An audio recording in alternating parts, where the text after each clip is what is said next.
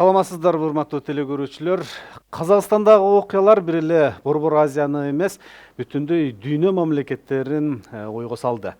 Анткени митинг тополоңдор менен бийликти Кыргызстандагыдай эле оңой эле алмаштырып коебуз дегендей митингдер башталганда, казак бийлиги катуу чара колдонуп, элге карата ок атуу менен митинг пикеттерди токтотту.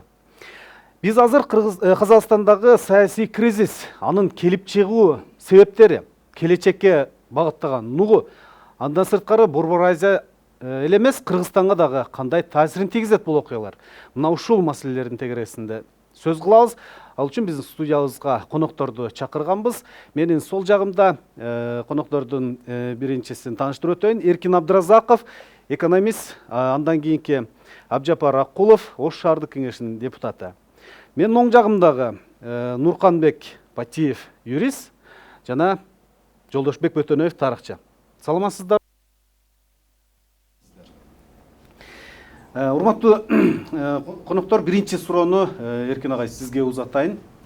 Негизинен Казакстандагы кризистин келип чыгуу себептерин бир канча адамдар баягы буга чейинки коррупциялык системанын көбөйүшү, жакырчылык, кымбатчылык, ошондой эле акыркы баягы газга болгон баанын көтөрүлүп кеткендигине шылтоолоп, Назарбаевдин кландык башкаруусун системасын бузабыз дегендер бийликти алмаштырууга шылтоо кылып чыгышты деп атышат. А бир дары Казакстан Борбор Азиядагы эң алдыңкы мамлекеттер, эли бай жашайт, ошол эле Россиядан дагы бай жашайт.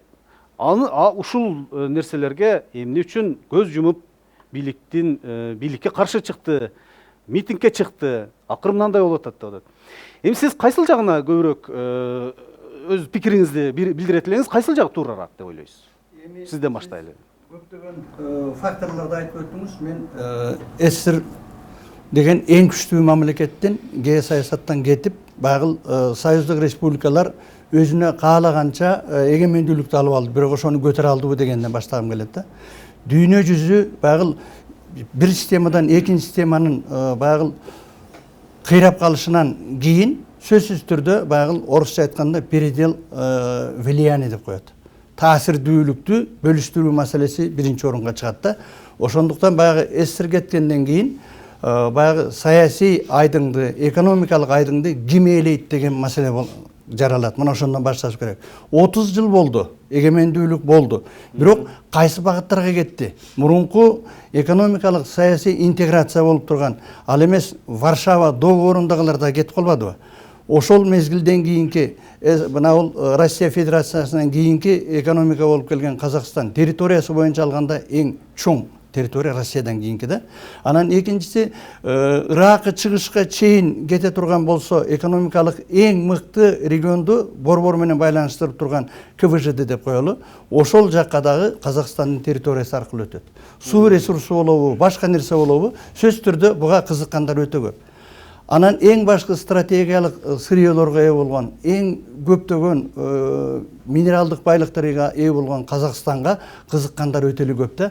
Муну айта турган болсок, жалпы Казакстандын экономикасына же болбосо элдин кызыкчылыгын иштеген жок. Коррупциялык, мына өзүңүз айтып өттүңүз, коррупциялык элемент туу чокусуна жетип калган өлкөлөрдүн бири десек болот. Себеби дегенде мына эң мыкты ишканалар кимдин колуна өтүп кетти? Мурунку азыр өнөктөш стратегиялык өнөктөш деп айтып аткан Россия, Белоруссия, мына Евразиясты түздүк, ШОСту түздүк, ОДКБны түздүк. Бирок алардын жемишин жакшы көрө алган жок да жалпы өлкөлөр.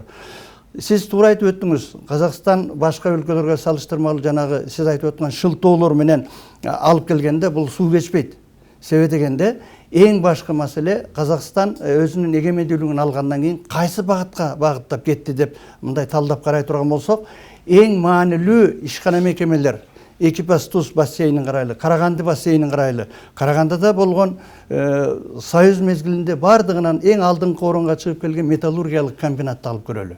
Ошол эле Нурсултан Назарбаев деле ошо түндүгүндө иштеп өзүнүн ишмердүүлүгүн баштап келген да. Ал жерден алганда мына уран чыгат. Бардык чет өлкөлөр кызыктырган жанагы курал чыгаруучу күчтүү мамлекеттер ушул Казакстандан алып келет. Дүйнөлүк корун алып келгенде 40%ке жакын мына ушул уранды берип атат. Металлургиялык комбинатты карап көрүңүз. Эң мыкты Карагандинский комбинатты Англияда жашаган индус Англиянын жараны алып алган. Бул эмнеден айтат? Себеби дегенде элдин байлыгы элге иштеген жок. Эң башкы себеби экономикалык деп мен эсептебейм. Себеби дегенде Казакстандагы элдин жашоо деңгээлин алсак, пенсионный жанагы корду алсак $150 кем эмес. Себеби дегенде бизден алып келгенде 3 эсе, Украинадан 3 эсе жогору болуп атат. Эмгек айлыгы мына рубльга алып келгенде 30 000 рубльдин тегерегиндеги жөнөкөй жарандар баягы ишкана иштеп аткандарында алып атат. А биздин пенсиябызды караңыз, 2,5-3 миңден бечаралар чыгат. Канча мына мугалимдер интеллигенциянын өкүлдөрү. Сиз жыйынтыктап айтканда, бул митингчилердин талаптары суу кечпеген, жок гана бийликти кетирүү. Шыл доллар. Эң башкы фактор болуп келди. Эмне үчүн Казакстандын атайын кызматтары билип туруп ушул көптөгөн мындай нерселерге жол берди деген суроо турат. Аны мына алдыда талкуулайбыз деп ойлойм. Ушул менен кетет негизги ушу талкуубуздун маңызы. Агай, сизден дагы ушул эле суроону узатайын. Казакстандын эли чындап эле жакшы жашап атса дагы болбой ушу бийликти кетирүү максатында уюштурушту. Бүгүн 21-кылымда жашап атабыз. Бардыгыбыз эми адамзаттын аң сезими аябай өстү. Бул Казакстандагы жанагы ызычуу, ошо элдин нааразычылык акциялары бул биринчи эмес, акыркы деле болушу мүмкүн эмес. Өзгөчө ошол Борбор Азия өлкөлөрүндө мына бизди аябай кооптондуруп аткан ошол бардыгыбызга эле мүнөздүү болгон коңшуң тынч болсо сен да тынчсың дегендей. Кыргызстанда ушундай окуялар берип атканда ошол копулдап Казакстан биринчи чек арасын жаба коюп, Өзбекстан, мына Тажикстан аябай кооптуу абалда турганда мунун келип чыгыш кесепети факторлор аябай көп. Эң биринчиден мен ойлойт элем ушул адамзат коомчулугунун дүйнө таанымы өзгөрдү да. Бул ресурстарга болгон кызыкчылыктар, алдуу күчтүү мамлекеттер баягы экспансиялап алып, эксплуатациялап элди. Тарыхка бир аз нарагыраак бара турган болсок карагылачы, мына 300 жылдан ашса дагы Американын ачылышында Американын байлыктарын ошо Европадан барып кантип талап тонуп атканда, жергиликтүү калктар биз эми кеңири таанылган ошо индеистердин нааразычылыктары болуп келбеди беле. Анда баягы нааразычылыктар менен күрөшүүнүн жолдору таптакыр башка болчу. Африканы деле ошентип адамзат коомчулугунун аң сезими өткөндө мына 80-жылдарга барып бүгүн бизге демократияны, адам укугуну ошо үйрөтүп аткан өлкөлөр колониялык саясаттан баш тартышты. Борбор Азияга мына СССР деген бул супер держава урагандан кийин мунун эбегейсиз чоң байлыктарын бөлүштүрүп алуу, жогоруда айткандай ошол таасир талаштыруу, ошентип баягы экономикалык жактан, саясий жактан чабал болуп калган, жаңыдан пайда болгон өзгөчө муну эгемендүүлүк алган мамлекеттерге дүйнөлүк дагы эле болсо ошол чоң державалар өз аракетин, өз баягы таасирин арттырууга аракет кылып башташты да.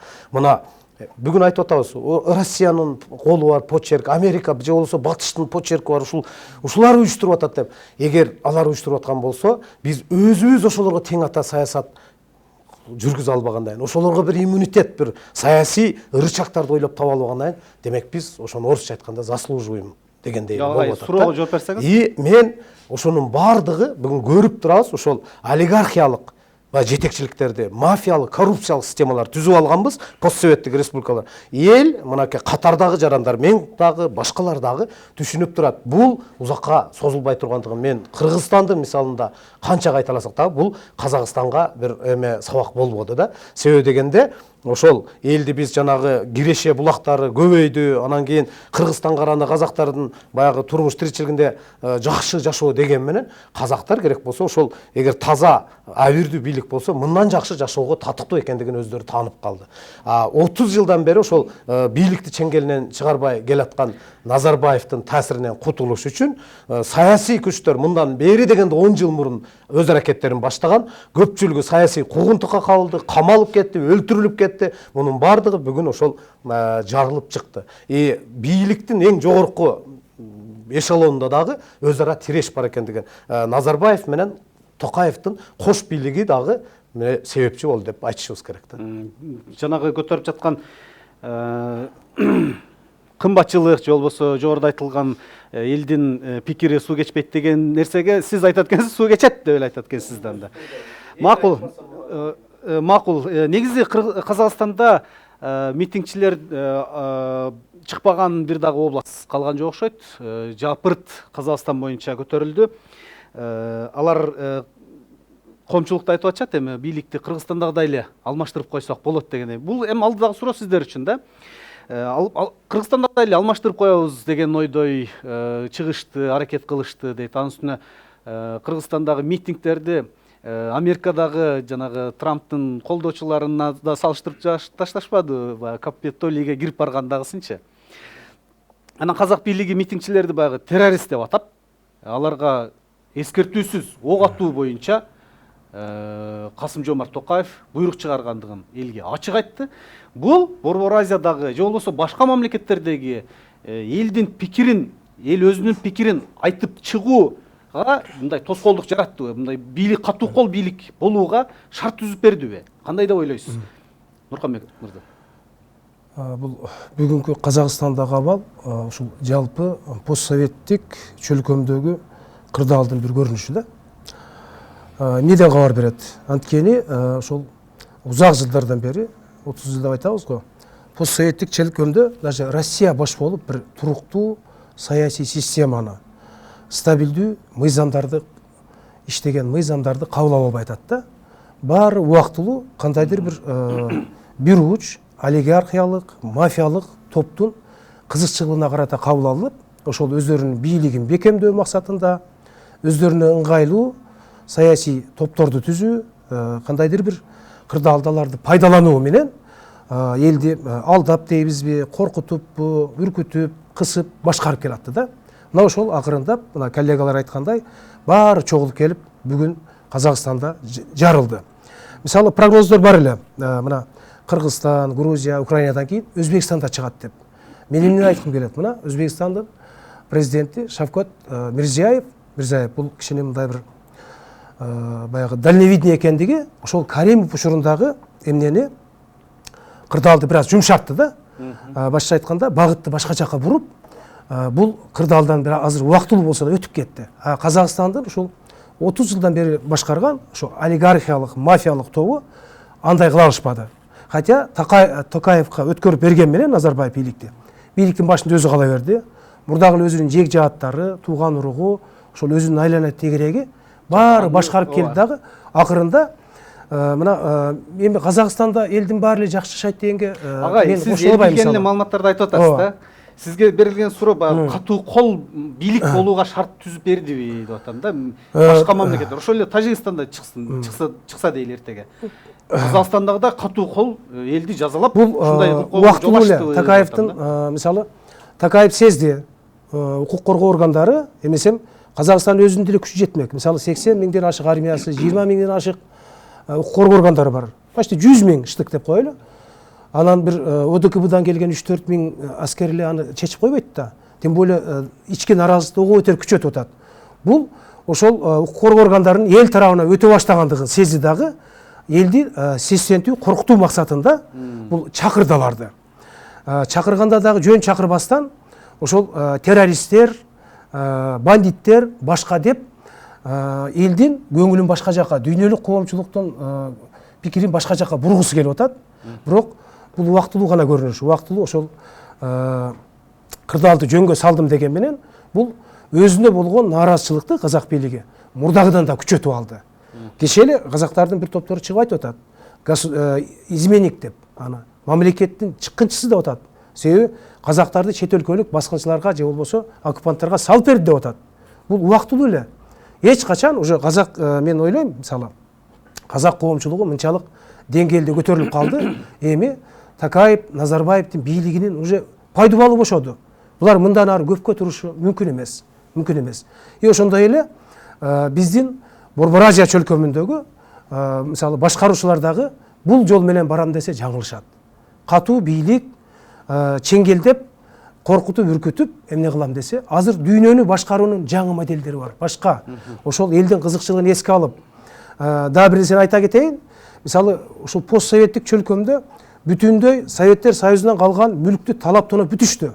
эми келечек муундарга кала турган кен байлык башканы сата башташты да, ошого чыдабай башташты бардык элдерде, в том числе казактарда дагы. Ошондуктан бул Токаевдин азыр утурумдук гана чан талпасы деп түшүнсөк болот.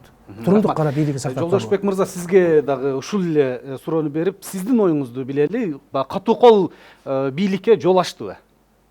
Бул кечеги Казакстандагы саясий кризистер эки нерседен кабар берет. Бул биринчи саясий нааразычылык себептери, экинчиси социалдык экономикалык. Эми социалдык экономикалык токтолушту, саясий себептерге да токтолду. Кечеги ОДКБнын аскерлерин киргизгенден баштап мыйзамдуулук бузулду да. Мен айтайын дегеним, кошуна Казакстан Республикасы, Өзбекстан Республикасы, мына Түркменистан бар, Тажикстан бар, Кыргызстан, Тажикстан менен Кыргызстан мындай саясий кризистерди, керек болсо жарандык согушту Тажикстан башынан өткөргөн. Бул жактан саясий жагынан бир аз түшүнүгү бар мамлекеттер, эң аркада калган кедей мамлекеттер болгону менен булар демократиянын эпкинин бир аз болсо да көрүп калды, өзгөчө Кыргызстан. Кечеги ОДКБнын аскерлерин киргизүү бул анын уставында жазылып турат. ОДКБга мүчө мамлекеттерге, ОДКБга мүчө эмес мамлекеттер агрессия кылып, кол салып басып кирсе, ОДКБга мүчө мамлекеттер бирдикте ага соккурат деген. Ички саясатына аралашпайт деген. 2010 тышкы агрессия, буларга тышкы агрессия болгон жок. Булар казак бийлиги түшүндүрүп атат. Сырттан даярдалып келген. Кийин кече чыкты. О Казакстандын бир четинде тоодо даярданып жаткан булар жанагы атайын машыгуудан, окуудан өткөн террористтер экен. Деп ага биздин да жарандарды илештиргенге аракет кылып атышат. Азыр маалымат согушундачы. Казак бийлиги Токаевдин кыйындыгы деп айтса болот, бул саясий жагынан кыйындыгы, мындай кыйтырлыгы өздөрү эптей албай калды. Анан кийин түнү менен телефон аркылуу сүйлөшүп, ОДКБга мүчө, ошол эле Путин баш болгон биздин президент башкалар сүйлөштү да, эмне кылабыз? Кырдаалды жөнгө салышыбыз керек. Россияны дүйнө өлкөлөрү Америка кош болуп жактырбай атат. Алардын негизги максаты тышкы себеби. Анан ички себеби, тышкы себебинде ошол Россиянын башка Европа өлкөлөрү Россияны жактырбайт. Россия бул СССР деген улуу державанын мураскору бүгүнкү күндө. Бардык эл аралык уюмдардын башында ошол Россия интеграциялап атат. Эмне кылабыз? Мына Прибалтика өлкөлөрүн алдырган Россия, өзүнүн таасиринен чыгарган Латвия, Литва, Эстонияны, андан кийин кимди? Украинаны, Грузияны, мисалы мурдагы социалисттик мамлекеттерди өзүнүн таасиринен чыгарып атат. Ошол нерсе Борбордук Азияда дагы орун алып кетпесин, Борбордук Азия мамлекеттерин менин таасиримде кармап турайын деп. Анан бизде дароо эле президенттик шайлоо болобу, парламенттик шайлоо болобу, биздин саясий лидермин дегендер жарымы Казакстанга барып Назарбаевтан бат алып келет эле, жарымы Путинге барып бат алып келчү болчу. Ошол сыңар эле казактар дагы неме кылды. Кеңешти дагы Токаевдин кыйындыгы дегени моунда болду. Эки нерседен бул кутулду. Биринчи, Назарбаевдин үстүнөн отуруп алып берген маслихатынан убактылуу болсо да кутулду. Экинчи, тазалоо ишин жасап алды. Мухтар Аблязов деген чет өлкөдө туруп алып, мен өзүм оппозициямын, жанагы кечеги саясий кризисти уюштурганга, жанагы митинг, акцияларды уюштурганга менин дагы таасир тиешем бар деп ал жанагы террористтер мойнуна алган сыяктуу эле, биз уюштурдук терактты деген сыяктуу, мен уюштурдум деди. Ошол эле мезгилде именно Киевден ошо кечеги Казакстандагы саясий кризисти уюштуруунун штабы ошол жерде экенин казак бийлиги жар салды. Мына ушул жерде отуруп алып баштап атышыптыр деп. Бул деген сөз. Эгерде дагы ушундай бир мамлекеттин бүтүндүүлүгүнө шек келтирип, алар жакшы мааниде айтып атат казак бийлигичи. Казак мамлекетинин бүтүндүүлүгүнө шек келтирип, бөлүп жарууга кимдер аракет кылса, мыйзамсыз жанагындай иштерди, митинг пикеттерди уюштурса, айоосуз жазаланат деп. Керек болсо эскертүүсүз ок аткыла деп команда берди. Бул тажик бийлигине жагат. Бул кыргыз бийлигине да жагат. Себеби булар бүт президенттик өзбек бийлигине да жагат, орус бийлигине да жагат да. Эмне үчүн кыргыз бийлигине жагат? Себеби биз президенттик башкаруудабыз. Биз бул ортодо келечекте эмне митинг боло турган болсо, азыркы президент Садыр Жапаров дагы элди атам деп мен андай ойдон алысмын. Бул деген анын үчүн анда казак бийлиги кыргыз бийлигине жагат. Себеби биз президенттик башкарууда мамлекетбиз. Биз ортодо мына 10 жыл парламенттик президенттикти көрдүк. Биз ошол системага өткөндө убактылуу өкмөт сунушу менен ошого өтүп конституциясы өзгөргөндө Россия баш болгон кошуна мамлекеттер баары жаман көргөн. Себеби алар бүт президенттик башкарууда болчу. Ошолордон биз саясий аң сезим өскөн болуп, биз алдыда кеткен болуп, демократиянын аралчасына болуп, Европанын, Американын колдоосу менен биз парламентке өтүп алдык элек, бардыгы жаман көрдү. Аны кесепетин да көрдү ошол мезгилдегилер.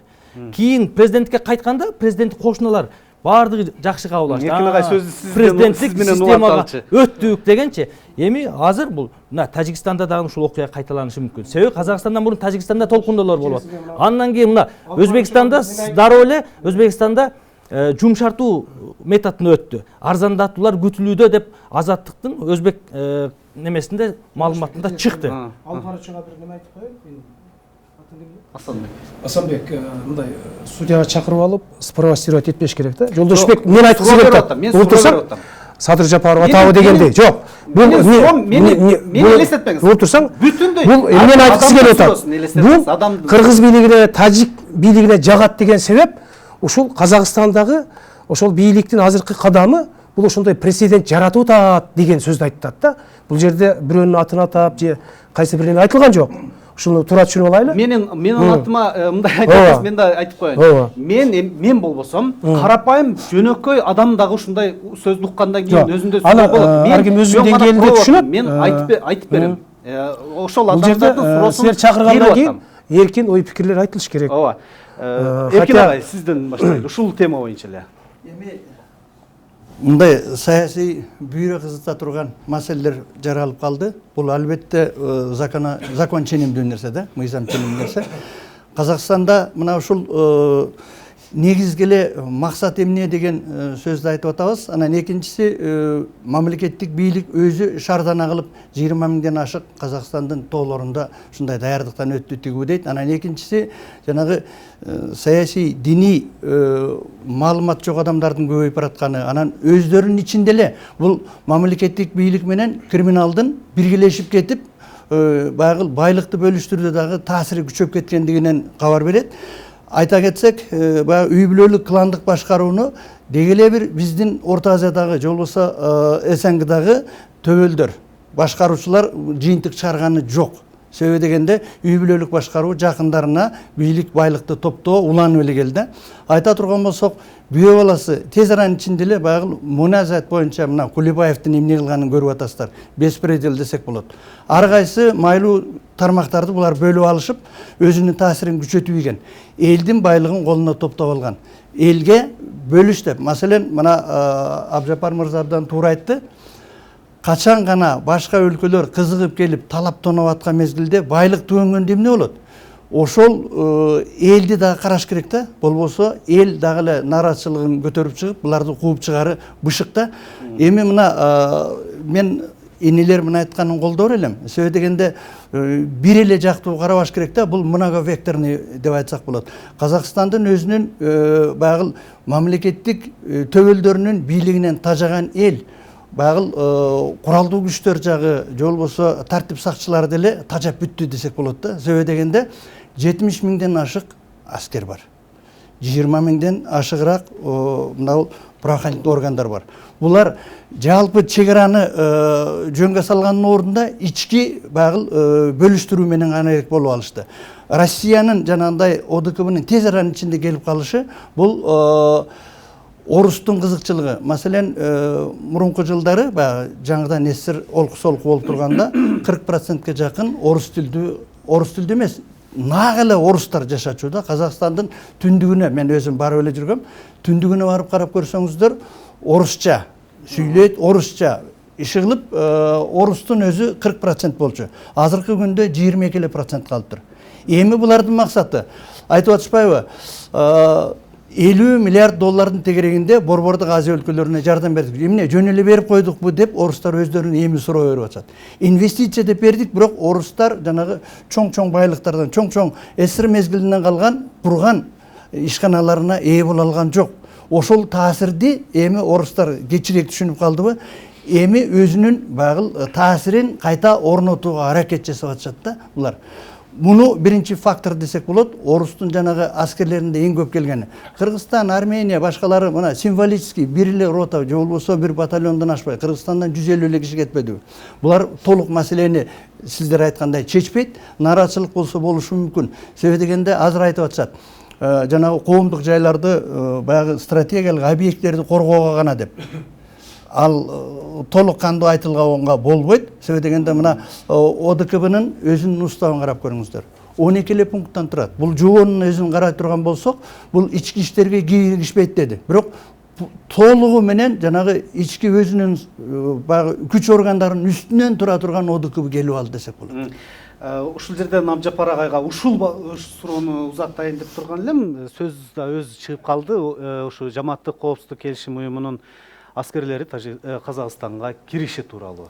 Ушуну кандай деп алайт элеңиз? Бул саясий ката болду же чындап эле туурабы? Жанагы сиздин берген сурооңузга байланыштуу эле катуу кол катары көрсөтүп койсок ошол башкалар сестенип калабы дегендейчи. Жана жогоруда коллегаларымда бир прецедент пайда болду. Демек, ОДКБ буга чейин иштебеген ОДКБ биздин мына кыргыз жарандар, кыргыз коомчулугу деле айтып атат. Эмне үчүн кечеги ошол бир ОДКБнын мүчөсү болуп туруп эле анан бизге кол салган мына тажик бийлигинин аракетине карата эмне үчүн ошондо ОДКБнын аракети болгон жок дегендейчи. Эми убакыт мына күн өткөн сайын жаңы бир жагдайларды пайда кылып атат да. Мына Казакстанга келгенде мен толугу менен эле кошулам. Казакстандын ошол баягы таасир талашуу эң жогорку эшелондагы мына Назарбаев менен Токаевдин ортосуна таасир талашуу мына ушулга алып келди. Башкы себеп өзү ушул. Керек болсо провокация бул бийлик тараптан болду десе да болот да. Себеби дегенде мына кыргыздар биз баягы 40 уруу кыргыз деп анан түндүк түштүк бөлүнгөн жагыбыз көп. Но казактарда бул деле жок эмес экенде мына орто, кичи, улуу жүз болуп анан мына эң иштерман тарап деп айталы ушу батыш Казакстандан бул жаңжал чыгып атканы биринчи жолу чыгып аткан жок. Катуу кол биринчи жолу иштеп аткан жер жок. Эсиңерде болсо ошол 86-жыл баягы желтоқсанда иштеген. Жаңы өзөндө кече жакында эле иштеди. 2005-жыл бул Өзбекстанда, мына Анжиянда билесиңер кандай болду. Кыргызстанда 2005-жылда ошо Аксы окуясынан башталган катуу кол менен коомчулукту же болбосо ошо жарандарды сестентүү буга чейин деле болуп келген. Бирок масштабы боюнча эң чоң деп бүгүн Казакстандагы мына акыбалды айтсак болот. Албетте, жогоруда айткандай саясий жактан дагы козутканга аракеттер көп эле.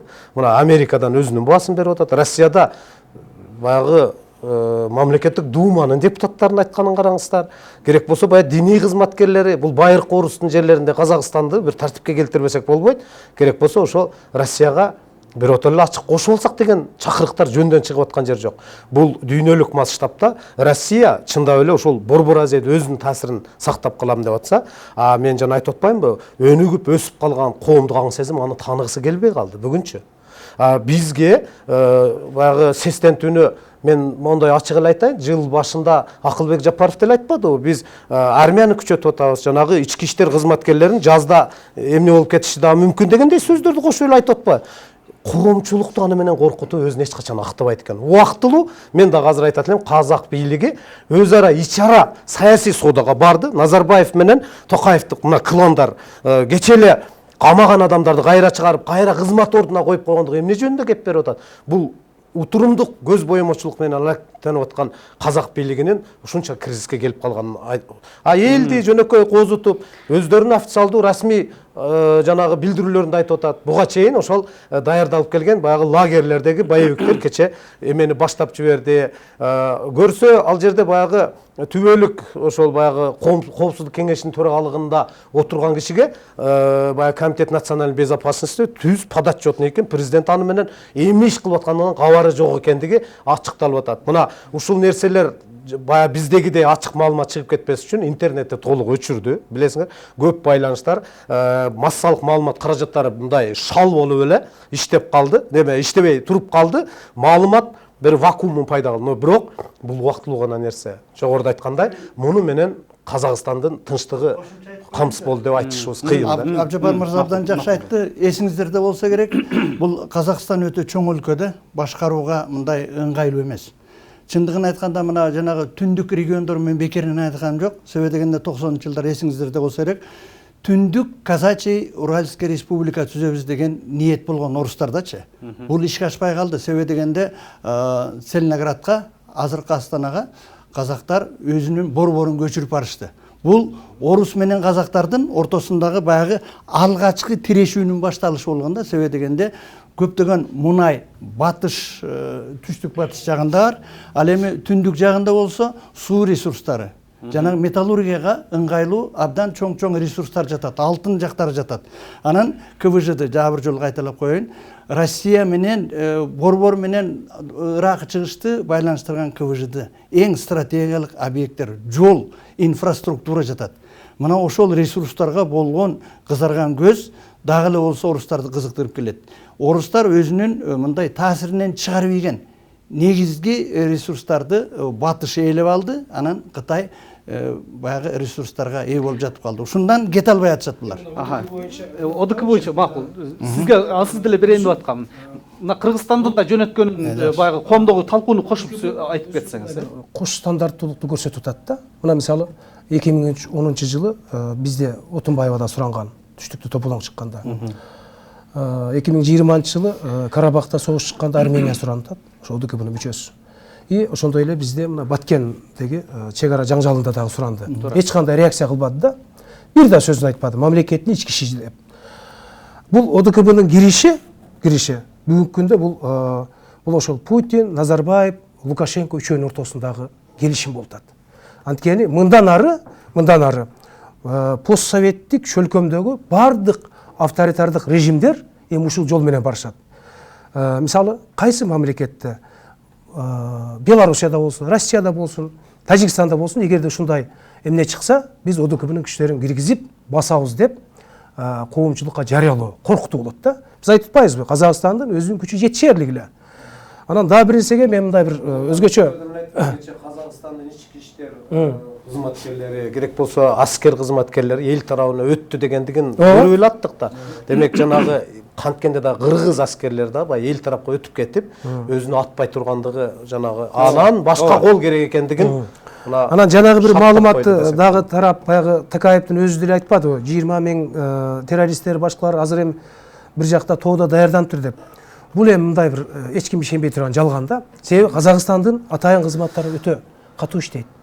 Ошон үчүн булар бүт оппозиционерлерди, каршы сүйлөгөндөрдү баарын камап, коркутуп, үркүтүп, өлтүрүп бүтүшкөн да. Мына көрүп атпайбызбы? Бүгүн Казакстанда ошол чыккан элди башкара турган бир лидерлер жок болуп атат. Мына бизде 2005 жылы мисалы лидерлер бар экен. Бакиев Башбол бийликке келди. 2010 жылы бар экен. Буларды анте албай атат. Себеби баш көтөргөн лидердин баарын талкалап, кырып, сүргүнгө айдап, камап жок кылышкан. Өлтүрүп жок эч ким. Элди стихийный чыгып атат ар жерде. Мына ошондуктан. Бул ОДКБ сөзсүз түрдө эми мындан ары таасирин күчөтөт. Каалабайсызбы? Мына Казакстанга, мисалы Белоруссияга дагы киргизе албады эле, бирок Россия өзүнүн аскерин киргизип, кандайдыр бир жардам көрсөттү. Бул маселе Белоруссияда да турат. Белоруссияда дагы элдин бай көтөрүлгөн маселеси ачык бойдон калган. Ал Лукашенконун бийлиги деле көп узарбайт.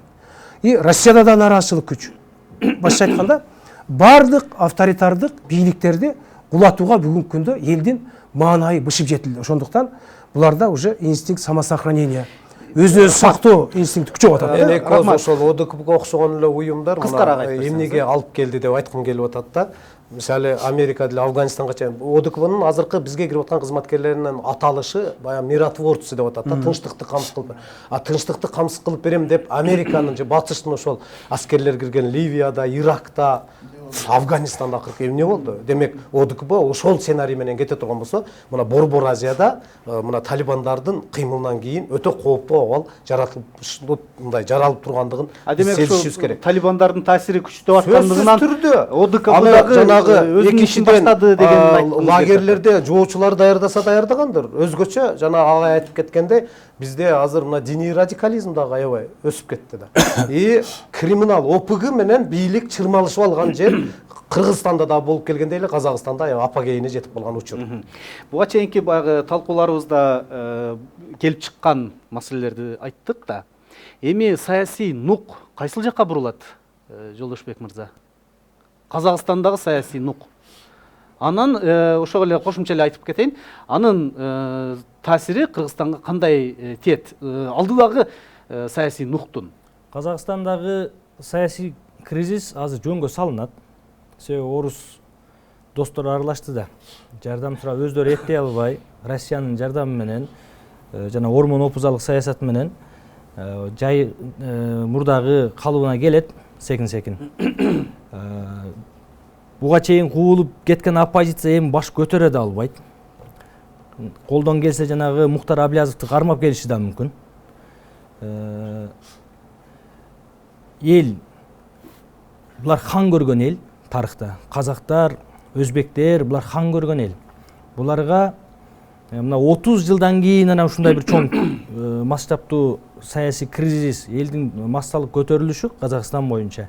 Бирок алардын лидеринин жок болуп калгандыгы, анан ушу 30 жылдын ичинде Нурсултан Назарбаев жакса да жакпаса да ошону президент катары таанып, президент болсо президенттин үстүнөн президент болуп, түбөлүк анын эстеликтерин коюп, бул деген жанагы волюнтаризм деп коет да, баардык өнүгүүнү бир адамга байлай берүүчү. Ошентип Казакстандын түндүгүндөгү мисалы, булар да Кыргызстан түндүк түштүк деп бизде бир төңкөрүш кылыш үчүн, Кыргызстанда да кризис кылыш үчүн саясий жанагындай бийликтерди алмаштырууда кыйындыкка туруп атпайбы? Жаз, күз мезгилдери, кыш мезгилинде, анан борбор Бишкекте ага баруу кыйын дегендей. Казакстанда да ошондой да, ак үйүн алайын десе Астанада, Алматыдагы барыш үчүн канча расход кетирип барат. Ал өзүнчө маселедечи, эми саясий нук ушу менен секин-секин жөнгө түшүрөт аны күч колдонуу жолу менен. Качып кеткен оппозиция эми кайра баш көтөрүп да чыга албайт, чыкканын жанагындай жазалайт. Бул биринчи. Экинчи маселе, мына карап тургула, Азербайжан менен Армениянын ортосунда жаңжал болгондо ОДКБнын аскерлерин аралаштырган жок. Кыргызстан менен Тажикстандын ортосунда болгондо да аралаштырган жок, ички маселе деп.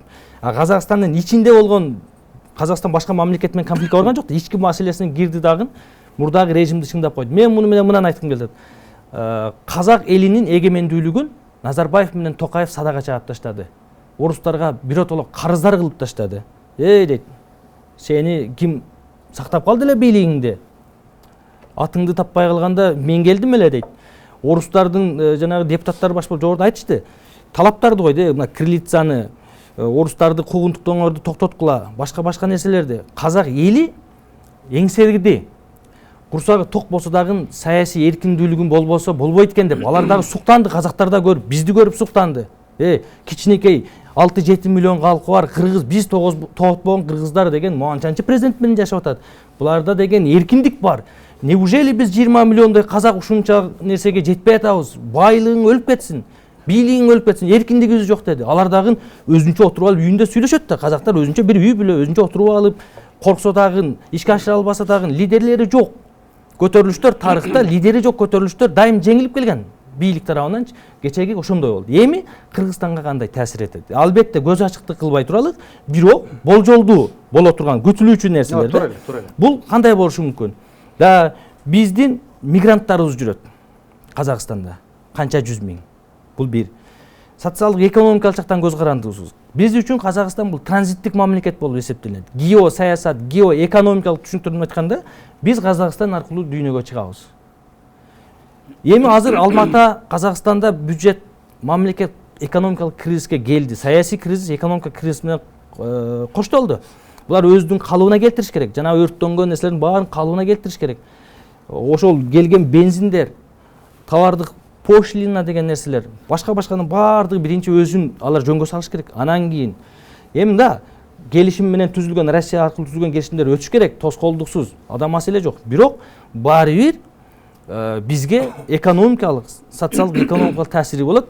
Анан эң башкысы бул биз жана кедей болсок дагы духубуз миң болгон, демократия деп кыйкырган элге бул белгилүү деңгээлде саясий сокку болду. Жана жогоруда силер айткандай чоң муштум, ормон опуза деген саясат. Казакстанды көрдүңбү деген.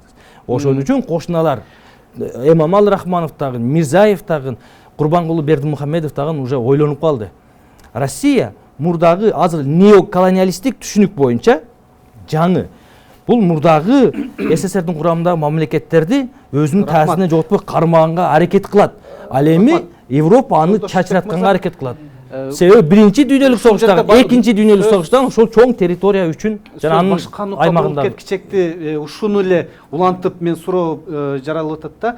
Эркин агай сизге жаралып атат да, Кыргызстанга экономикалык таасири дегендечи. Сиз экономик. Биз Кыргызстан ЖККнун аскерлери ЖККнун негизинде Казакстанга киргиздик. Аны жогорку кеңеште талкуулап атканда чек араны жаап койсо эртеге ун менен майды ким алып келет деген негиздер менен алып келди.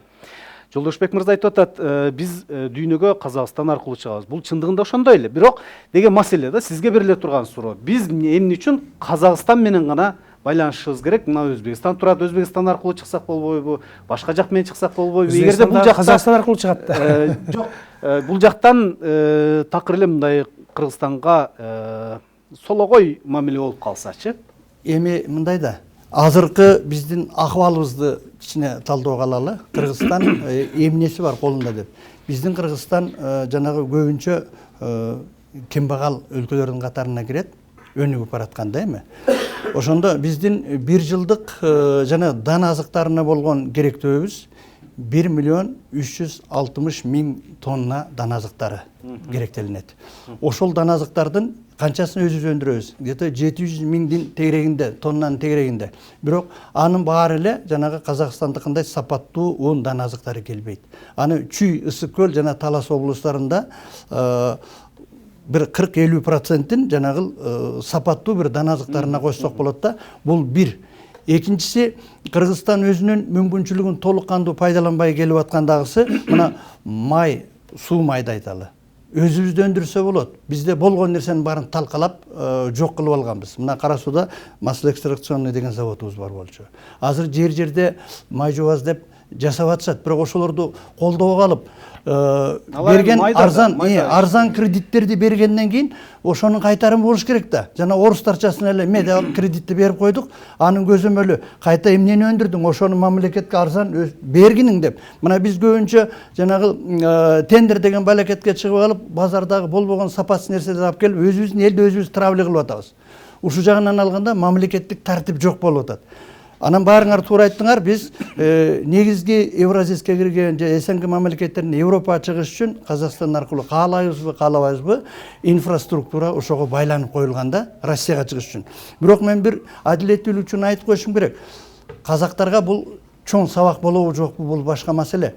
Россиядан келаткан транзиттик казактарга тиешеси жок нерсе болсо, жөнөкөй жарандар баратса дагы кандай жаман мамиле кылышат. Бир тууган элбиз дейт, тили ширин, бирок дили начар эл экенин далилдеп коюшту да булар.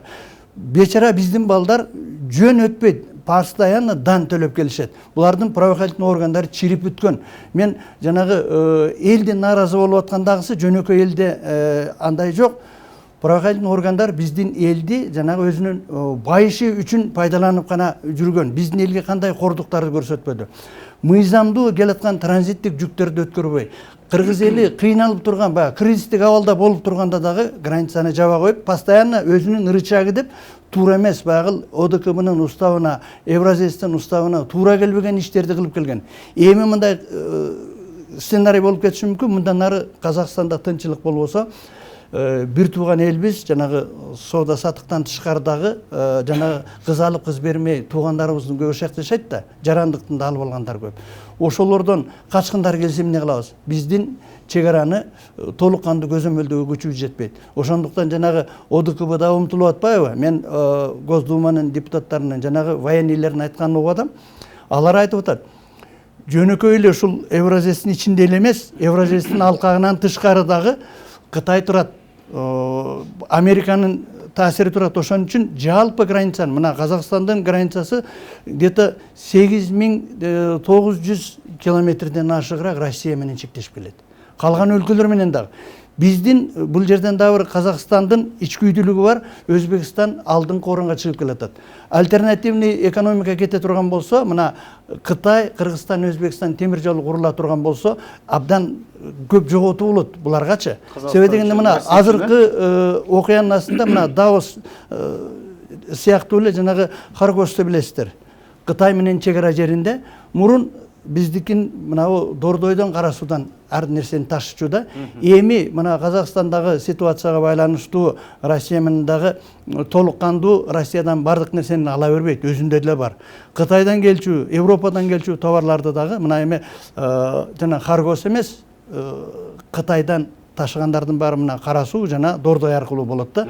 Эми аз да болсо Кыргызстан ушул экономикалык рычагды пайдаланып калабы деген ниет бар да. Мен мындай кылайын, биздин берүүбүз соңуна чыгып баратат, ошон үчүн Жолдошбек мырза сизден баштайын. Кошумчасы жакшы болот. Ошо кошумчаны кошкончо оюңузду жыйынтыктап алыңыз. Биз орустар менен казактардан социалдык экономикалык жактан 100% болбосо дагы бир жарым жартылай көз каранды болушубуз керек. Бүгүнбү, эртеңби сөзсүз да. Бул эгемендүүлүгүбүзгө дагы чоң таасир этет. Мына Япония менен, Корея менен түзүлгөн өкмөттөр аралык жанагы эмгек мигранттарын кабыл алуу боюнча, жумуш орунун камсыз кылуу боюнча квоталар бөлүнгөн. Ушуну мына эми биз мигранттардын армиясын даярдайлы деп коюп бир саясатчы коомчулуктан аябай кагуу жеген да. Бир окуу жайдагы бир декан студенттерге клиентке мамиле кылгандай мамиле кылыш керек деп коюп ал дагы кагуу жеген эле. Бирок мындай карап көрсөң туура экен. Биз мигранттарды санын көбөйтпөсөк дагы бар мигрантты биз жеңилирээк акча тапканга жакшы багытын мындай кеп кеңеш беребиз. Тышкы жанагы багытты аныктап беришибиз керек. Биз тил үйрөтүшүбүз керек. Ошол кетип аткан Орусияга кетип аткан, Казакстанга кетип аткандарды биз эмне үчүн Японияга, Кореяга, мисалы, араб өлкөлөрүндө бар, ошол эле Турцияда бар, мисалычы, ошол тилдерди үйрөтүп, ошол жакка буруп санын азайтышыбыз керек. Миграциянын санын азайтышыбыз керек. Бул бир. Экинчи маселе моунда болуп атат. Биз эми каалайбызбы, каалабайбызбы, Казакстанда саясий кризис болду. Бул уже окуя болду. Будан биз сабак алышыбыз керек да. Кыргыз бийлиги бүгүнкү күндө Сталин айткандай баардыгын кадрлар чечет дегендей, биздин кадрлар кандай болду? Кандай парламент келди? Бизде бийлик да президенттик башкаруу дегенди бизде жана хандык башкаруу деп түшүнбөш керек да. Мыйзам чегинде аткаруу бийлиги өзүнчө, мыйзам чыгаруу бийлиги өзүнчө, сот бийлиги өзүнчө болуш керек. Бирок баардыгы келип аткаруу бийлигине, логика боюнча деле эң жогорку бийлик булагы эл. Эл парламентти шайлап атат. Парламентке күчтүү депутат келиш керек. Күчтүү депутат чыгарган мыйзам, анын аткарылышын көзөмөлдөй алабы биздин парламент бүгүнкү күндө? Мурункусу чимкирик болду. Азыркысы кандай болот? Аткаруу бийлигин тизгиндей алабы? Ошого алы духу жетеби? Экинчи сот, үчүнчү сот бийлиги. Мыйзамсыз иш кылса аткаруу бийлигиндегилер соттоп анын жазасын бере алабы? Төртүнчү СМИ. Силер средства массовой информация. Силердин жарымыңар частный канал, жарымы мамлекеттик болуп, ошолордан өзүнүн объективдүү оюн айта алабы же баягы заказ аткарып эле депутат менен аткаруу бийлигинин ортосунда жүрө береби деген нерселер сабак болуш керек дагы. Эртең Казакстандагы экономикалык саясий кризистер жаз айында, мына эртең февраль-мартта айдоо иштери башталат, дыйканчылык башталат. Ошондо жер семирткичтер, башка күйүүчү майлардын баардыгы Россия, Казакстандан келет. Эми биз кантип алабыз? Ошон үчүн кече биздин аткаруу бийлиги кыйын болду. Садыр Жапаровго деле кыйын болду. Жөнөтпөй коеюн деди, айла жок. Путин айтты. Жөнөтпөй койсо эртең жаз айларында кризис бизге кандай болот? Жүзүн үйрүп койсо биз альтернативалуу түрдө, хорошо, сен казак, орус сен бербесең, мен Корей менен, Япон менен деле мамиле кылам дегенге биздин бийлик даяр эмес. Ошонун баардыгын чыгарып алып келип ал жака жөнөткөнгө алар даяр эмес. Ошон үчүн азыркы бийликти дагы мында чындыгына келгенде туура түшүнсө да болот. Себеби булар өздөрү командасы жок келип калган бийлик. Экинчи, күтүүсүздөн болуп калган окуяны сразу дароо эле алар реакция берип, элдин пайдасына чечкенге даяр эмес болчу. Ошон үчүн бир тууганбыз деп эл жер башка нерсени шылтоолоп ал жака жөнөттү. Аны дагы туура кабыл алыш керек. Анан эң башкысы бул сабак болуш керек, этиреңдешибиз керек. Тажиктерге дагы, өзбектерге дагы, түркмөндөргө дагы анын катарында кыргыз элине, бийлигине дагы сабак болуш керек. Нуркамбек мырза, сиз дагы оюңузду жыйынтыктап эмнелерди дагы айткыңыз келди эле. Казакстанда кырдаал мындайлар кандай өнүгөт, анан Кыргызстанга кандай таасири бар деген мен кыскача оюмду айтайын. Биринчи боюнча, албетте биз баарыбыз каалайбыз, коңшуларда тынчтык болушун, мындан ары бир тынч жолго түшүп кетишин. Менин жеке пикиримде азыркы Назарбаев Такаев тандеми убактылуу кырдаалды жөнгө салышы мүмкүн. Убактылуу эле. Себеби булар ошол нааразычылыктын, элдин нааразычылыгынын сыйялуу мүнөзүнөн жана ОДКБнын сүрүнөн улам убактылуу гана эме кылышы мүмкүн. Бирок маселелер ошо бойдон эле калды. Ошол эле адам укуктары, ошол эле баягы мафиялык кландык бийлик, алардын командасы ошо бойдон эле калды да баары. Ошол эле баягы оппозицияга, башка көз караштагыларга болгон кысым калды. Даже Назарбаев деле азыр убактылуу эле кетти. Себеби Казакстандын конституциясы боюнча Коопсуздук кеңешинин төрагасы бул өмүр бою төөлүк деп белгиленген. Ал үчүн жаңы конституция кабыл алыш. Жаңы конституция кабыл алыш. Себеби эртең кайра бир топ убакыттан кийин Назарбаев кайра келип ордуна отурушу мүмкүн. Бул элдин нааразычылыгын жарата сөз. Бул ички нааразычылыктар бар эле. Андан сырткары мына ОДКБнын күчтөрүн киргизүүнүн казак жарандары дагы бир өтө бир мындай тревожно, намыс менен кабыл алып атат да. Бизди кайра оккупанттарга салып берди. Биз орустун запкысын, орус падышачылыгынын учурунда, кийин Советтер Союзунун учурунда көрдүк эле, биз эркин элек деп булардын да намысы ойгонуп, бул эми албетте биз жаман жагын ойлобойлу, бирок бара-бара эгерде казак бийлиги эсине келбесе, мисалы бир топ убакыттын ичинде кайра бул маселелер көтөрүлүп чыга бериши мүмкүн. Ошондуктан эгерде казак бийлиги өзүнүн эсин жыйып, этегин жаап, калкка болгон мамилесин өзгөртүп, кырдаалды жөнгө салса, мурдагы ошол олигархиялык, мафиялык Назарбаевдин айланасындагы топтон арылса, ошондо гана Казакстанда тынччылык болушу мүмкүн. Экинчиси Кыргызстанга, мен оюм келгенде эле кыска деп калат экенсиң. Мен жеткире айтайын деп атам. Экинчи маселе, Кыргызстанга кандай таасири бар? Да сөзсүз түрдө биринчи кезекте экономикалык жактан таасир болот. Анткени биздин бир 100 миңден ашык жарандарыбыз ошол эле Алматы, Талдыкурган, башка жактарда иштеп атышат. Булардын көпчүлүгү көп жылдан бери бизнес кылышат. Алардын бизнестерине залал кетет. Ошол эле учурда казак жарандары да бизде бизнес кылгандар көп, Түндүк Кыргызстанда. Күнүгө ошол чоң капка немелерден Ак Жол, башкалардан канча Кордайдан канча жарандар кирип бизден соода кылып турушат. Бул маселе дагы. Экинчиден биз негизинен азыр албетте азыр жомок сыяктуу сезилиши мүмкүн. Кытай, Кыргызстан, Өзбекстан темир жолу. Бул көп убакытта чечиле турган нерсе. Азырынча каалайбызбы, каалабайбызбы, биз ушул Казакстан аркылуу автожол дагы, темир жол да бизге келген нерсенин, товардын баары чыккан нерсенин, даже Россияга кетип аткан жарандарыбыз да көп автомашиналарда ошол жактан кетип атат. Ошон үчүн бизге бир топ таасирин тийгизиши мүмкүн. Ошондуктан бул биздин экономикабызга кандайдыр бир деңгээлде мына азыр эле айрым бир шылуундар бир унду, башка нерселерди кымбаттата башташыптыр. Себеби баягы немелер жабылды деп. Ошондуктан бул жагындагы эске алышыбыз керек. Рахмат чоң. Эми Абжапар агай, сиз дагы оюңузду жыйынтыктап бериңиз.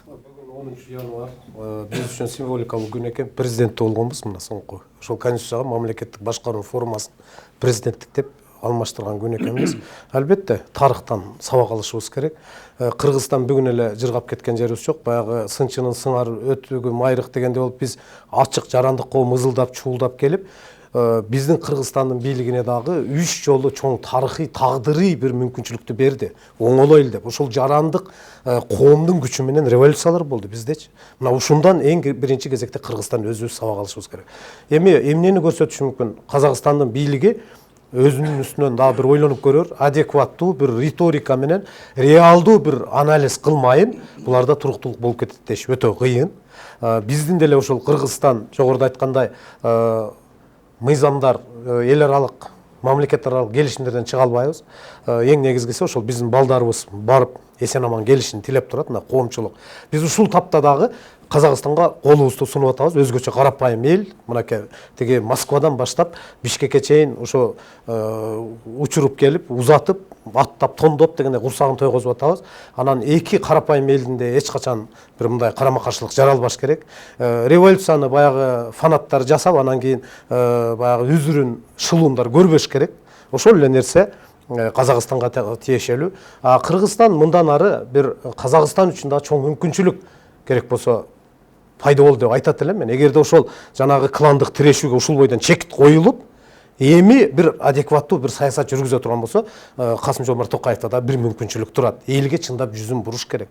Эми жогоруда айта берсе сөз көп экен, ошол байлар эле жашап, карапайым элди бир жолу жанагындай кызыкчылыгын сатып ийди, тиги Россияга саттуу, башкага, сыртка саттуу. Мына бизде деле канчалаган инвесторлор кыргыздын ырыскысын жеп кеткенин 100 жолу айтып атпайбыз. Мына эң негизги мындан сабак алышыбыз керек. Кыргызстанда дагы ички биримдик керек экен да, ички биримдикти камсыз кыла турган бийлик таза болуш керек экен. Биз дагы мына ушундан сабак алып, олигархиялык эмес, баягы криминалдашкан эмес бийликти камсыз кылууга бир жыл албетте аздык кылып атат. Мындан аркы кадамдарын мындай жет өлчөп бир кесип чечим кабыл алыш керек. Рахмат агай. Эркен агай, сиз дагы оюңуз үчүн. Эми урматтуу мекендештер, Казак өлкөсүндө болгон саясий экономикалык кризис мындан ары дагы тереңдейт. Себеби дегенде азыр алдын ала эсептөөлөр боюнча эле 215 миллион доллардан артык багыл объектлерге чыгым келтирилди. Эми багыл токтоп турган көптөгөн ишкерлердин иши мындан ары кандай болот? Казак Республикасынын экономикасынын жана бюджетинин толушу, буларда экономика жагынан алганда күчтүү кору бар булардын. Назарбаев түзүп койгон кор бар да. Ошол акчалардын баары максаттуу пайдаланылабы? Ташып кетишкен, бирок дагы эле бар. Ошолордун баарын эми казак экономикасы менин оюмча Россиянын таасири менен Россия өзүнүн багыл таасирин күчөтө баштайт. Мурунку берген акчалардын сурагы келдиби деп ойлоп атам да. Ошон үчүн биз бардык эле нерсени Казакстан менен Россияга байлай бербестен, алыскы туугандан жакынга кошуна жакшы. Борбордук Азия өзүнүн бир интеграциясына эмне үчүн дүйнө жүзүндөгү улуу мамлекеттер бизге кызыгып атат деп бир ойлонуп көрбөйбү? Жеке ар ким өзүнүн квартирасында жашап алышып, ар өзүнүн кызыкчылыгын көздөй бербестен, жалпы регионалдык коопсуздук менен кошо экономикалык биримдикти, интеграцияны чыңдоонун үстүнөн иштебесе, акыбалыбыз оор болот. Чоң мамлекеттер эч качан күйбөйт. Алар өзүнүн кызыкчылыгын пайдаланып алгандан кийин бизди мындай өтө деле таасирдүү эмес. Жана Лукашенко туура айтат. Эгерде орус өлкөсү күчтүү мамлекет катары, чеп катары турбаса, кичинекей мамлекеттерди тебелептесе, бизди ушундай бар эле жок эле дебестен биздин кызыкчылыгыбызды майдалап жок кылып кетиши мүмкүн.